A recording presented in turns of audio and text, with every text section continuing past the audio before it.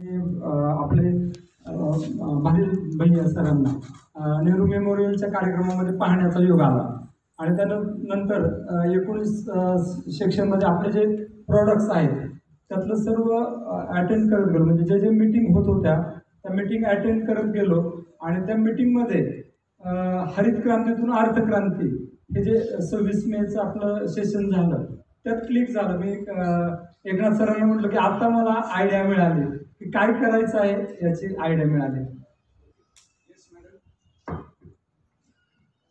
म्हणजे माझा स्वतःला हेल्थ इश्यू होता, त्याच्यावरती मी सप्लिमेंट घेतले ताईंकडनं, साधना ताईंकडनं, आणि त्याच्यावरती मला रिझल्ट आला. त्याच्यानंतर मग मी सांगायला सुरुवात केली प्रत्येकाला. आणि मग शेतीचं ट्रेनिंग केल्यानंतर मग जास्त आवड निर्माण झाली. जसं की मला गार्डनिंग आवडत होतं, त्यामुळे मग मी त्यात पण इंटरेस्ट घ्यायला लागले. तो गार्डनिंग की जब आप बात करते हैं, आपके गार्डन में भी आप वेस्टीज के प्रोडक्ट्स यूज कर रहे हैं, और क्या रिजल्ट्स देखे आपने? फ्लावर्स ज़्यादा आते हैं, फ्लावर्स के ज़्यादा पौधे हैं मेरे, तो उसको ज़्यादा फ्लावर्स आते हैं. ओके. अभी किचन गार्डन ये बहुत बड़ा एक इंडस्ट्री है, इसको हल्के में ना लें.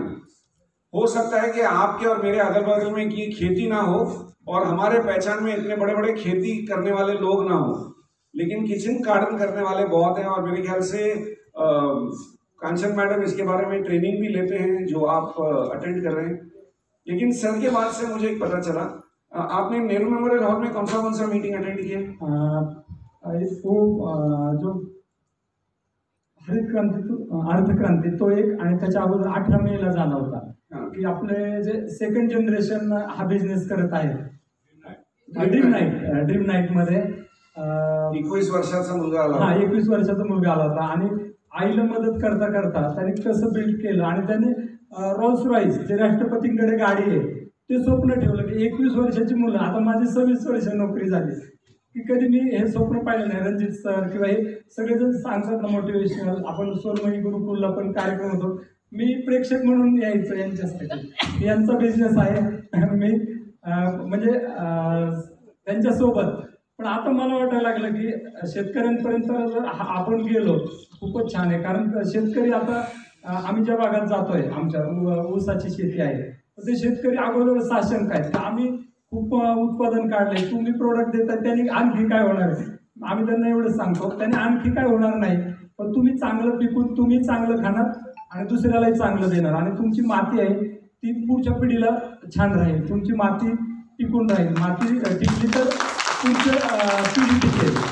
क्या बात है. यहाँ पे ये मैसेज बिना उनको पूछे आपको ये क्लियर हो जाना चाहिए कि मीटिंग अटेंड करने का क्या पावर है. और मेरे ख्याल से ये मिसेस थोराट की बहुत अच्छी खूबी है कि वो हमेशा हस्बैंड को साथ में लेकर आती है. हेलो, जबरदस्ती क्यों ना हो. सर एक बात है, आज मैं आ नहीं रहा था क्योंकि श्रावण चल रहा है ना, मैंने शेविंग नहीं किया तो मैं बोला था आप अकेले जाओ, मुझे आना ही पड़ेगा. देखो अभी लोग क्या क्या सोचते हैं नहीं आने के लिए, शेविंग भी बहाना बन गया.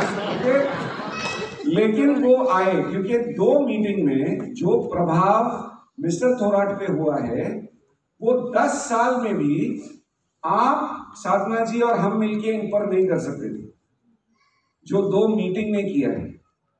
तो क्या आपको ये बात समझ में आ रही है कि जब भी कोई मीटिंग होता है तो आपका वहां होना क्यों जरूरी है?